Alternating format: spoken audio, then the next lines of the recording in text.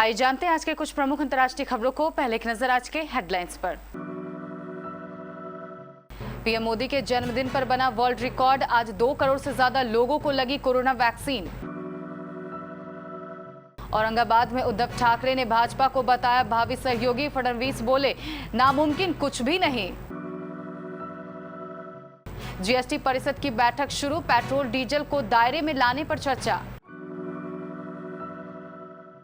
कुछ इस अंदाज में मनाया जा रहा है पीएम मोदी का 71वां जन्मदिन। कहीं वैक्सीनेशन तो कहीं पौधारोपण। पीएम मोदी के जन्मदिन पर आया राहुल गांधी का ट्वीट, जाने क्या कहा। ऑस्ट्रेलिया को परमाणु पनडुब्बी और मिसाइलें देंगे अमेरिका ब्रिटेन। दुनिया भर में बढ़ी हलचल।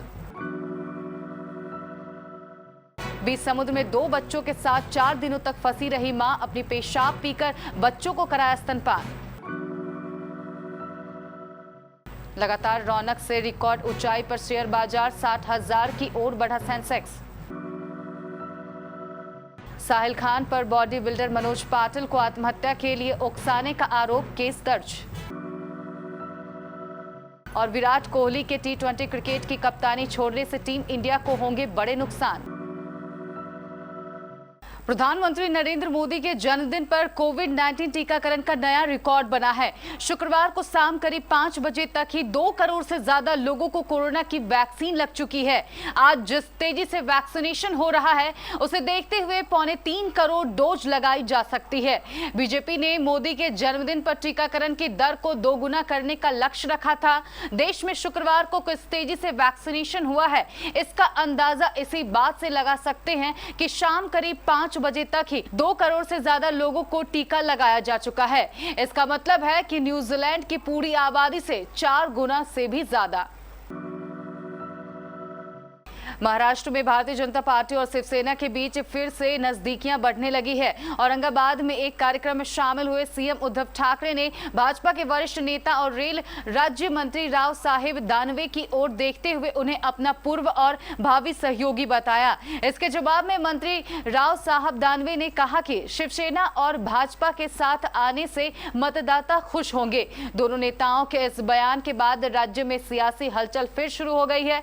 बता दें कि 30 साल तक एक दूसरे के साथ रहने के बाद शिवसेना और भाजपा साल 2019 में एक दूसरे से अलग हो गई थी। सीएम उद्धव ठाकरे के इस बयान के बाद शिवसेना नेता और राजस्व मंत्री अब्दुल सत्तार ने कहा कि अगर मुख्यमंत्री उद्धव ठाकरे अगले 3 साल तक मुख्यमंत्री रहेंगे तो हम गठबंधन के लिए तैयार हैं। उन्होंने आगे कहा कि दोनों पार्टियां एक साथ आती है तो केंद्र और राज्य सरकार के बीच बेहतर तालमेल हो सकेंगे।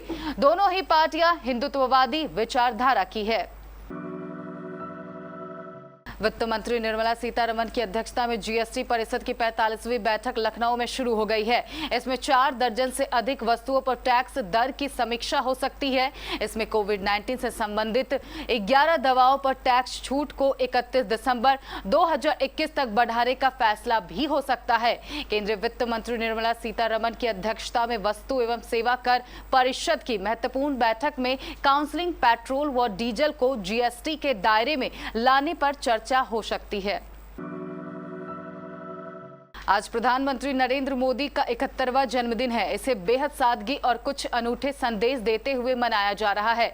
जैसे कि मध्य प्रदेश में महा वैक्सीनेशन कैंपेन का आयोजन किया गया है, वहीं कई जगह पौधारोपण से लेकर दूसरे अन्य सामाजिक कार्य किए जा रहे हैं। पश्चिम बंगाल के राज्यपाल जगदीप धनखड़ ने कोलकाता में प्रधानमंत्री नरेंद्र मोदी के 71वें जन्मदिन के अवसर पर राजभवन में पौधारोपण किया। उन्होंने कहा, पीएम को जन्मदिन की बधाई और इस उपलक्ष्य में पहले के भांति राजभवन में जिस उम्र में उन्होंने पदार्पण किया है उतने पेड़ लगाए जा रहे हैं। आज प्रधानमंत्री नरेंद्र मोदी अपना 71वां जन्मदिन मना रहे हैं। इस मौके पर भारतीय जनता पार्टी देश भर में कई कार्यक्रमों का आयोजन कर रही है और पार्टी ने 20 दिन के एक राष्ट्रव्यापी अभियान की योजना बनाई है, जिसे सेवा और समर्पण अभियान का नाम दिया गया है। पीएम मोदी को उनके जन्मदिन पर देश और दुनिया भर के तमाम नेता बधाई दे रहे हैं। पीएम नरेंद्र मोदी के जन्मदिन के मौके पर उनके धुर राजनीतिक विरोधी और कांग्रेस सांसद राहुल गांधी ने भी बधाई दी है। राहुल गांधी ने ट्विटर पर लिखा, हैप्पी बर्थडे मोदी जी। अमेरिकी राष्ट्रपति जो बाइडेन ने चीनी ड्रैगन की दादागिरी से निपटने के लिए बुधवार को ऑस्ट्रेलिया के साथ ऑकस ऐतिहासिक समझौता करने का ऐलान किया। इस समझौते के तहत ऑस्ट्रेलिया को बेहद घातक परमाणु पनडुब्बी और अमेरिकी ब्रह्मास्त्र कहे जाने वाली टॉम हॉक क्रूज मिसाइलें मिलेगी। सबमरीन और मिसाइल डील की अहमियत का अंदाजा इस बात से लगाया जा सकता है कि ब्रिटेन के बाद ऑस्ट्रेलिया दुनिया का एकमात्र ऐसा देश है जिसे ये महाविनाशकारी हथियार मिलने जा रहे हैं। ऑकस डील के ऐलान से पूरी दुनिया भर की राजधानियों में हलचल बढ़ गई है। समुद्र में 2 बच्चों के साथ 4 दिनों तक फंसी महिला ने अपनी ही पेशाब पीकर अपने बच्चों को स्तनपान कराया और उनकी जान बचाई, मगर महिला खुद निर्जलीकरण के कारण मर गई।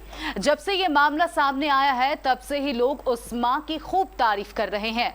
Famous south Indian film KGF का एक डायलॉग है, इस दुनिया में सबसे बड़ा योद्धा मां होती है। ये महज एक डायलॉग नहीं है, सच्चाई है। एक मां अपने बच्चे के लिए कुछ भी कर सकती है, किसी भी हद तक जा सकती है और अपनी जिंदगी त्याग कर अपने बच्चों को जीवन दे सकती है। ऐसा ही कुछ हाल ही में दक्षिण अमेरिका में हुआ जिसने सभी को चौंका दिया, मगर सोशल मीडिया पर हर कोई उस मां की तारीफ कर रहा है जिसने बेहद मुश्किल परिस्थिति में भी अपनी जान देकर अपने बच्चों की जान बचा ली। भारतीय शेयर बाजार लगातार रिकॉर्ड पर रिकॉर्ड बना रहा है। सेंसेक्स ने गुरुवार को ही 59,000 का आंकड़ा पार कर लिया था। आज यानी शुक्रवार को बीएसई सेंसेक्स 268 अंकों की तेजी के साथ 59,409.98 पर खुला। सुबह 10:53 के आसपास सेंसेक्स 586 अंकों की उछाल के साथ नई ऐतिहासिक ऊंचाई 59,727.22 पर पहुंच गया। इसी तरह नेशनल स्टॉक एक्सचेंज का निफ्टी आज 80 अंक की तेजी के साथ 17,709.65 पर खुला। सुबह 10:50 के आसपास निफ्टी भी रिकॉर्ड ऊंचाई 17,788.25 तक पहुंच गया। बैंक और फाइनेंशियल सेक्टर में जोरदार तेजी है। पूर्व मिस्टर इंडिया और बॉडी बिल्डर मनोज पाटिल को कथित तौर पर आत्महत्या के लिए उकसाने के आरोप में एक्टर साहिल खान और 3 अन्य के खिलाफ केस दर्ज किया गया है। मुंबई पुलिस ने इसकी जानकारी दी। बता दें कि 8 सितंबर को मनोज पाटिल ने साहिल खान के खिलाफ ओशिवारा पुलिस स्टेशन में एक लिखित शिकायत दी थी कि साहिल खान उसे परेशान कर रहा है। इसके बाद बुधवार आधी रात मनोज पाटिल ने आत्महत्या की कोशिश की थी। फिलहाल वो कूपर अस्पताल में भर्ती हैं, उनका इलाज चल रहा है। मनोज पाटिल ने एक सुसाइड नोट भी लिखा था जिसमें उन्होंने एक्टर साहिल खान का जिक्र किया है। इसी मामले में साहिल पर अब केस दर्ज हुआ है। वहीं मनोज पाटिल की मैनेजर परी नाज ने इस मामले में कहा था कि साहिल खान मनोज को 1 साल से अधिक समय से परेशान कर रहा था। उनका फोन नंबर वायरल कर दिया गया था। आईसीसी टी20 वर्ल्ड कप 2021 के बाद विराट कोहली क्रिकेट के सबसे छोटे फॉर्मेट में टीम इंडिया के कप्तान नहीं रहेंगे।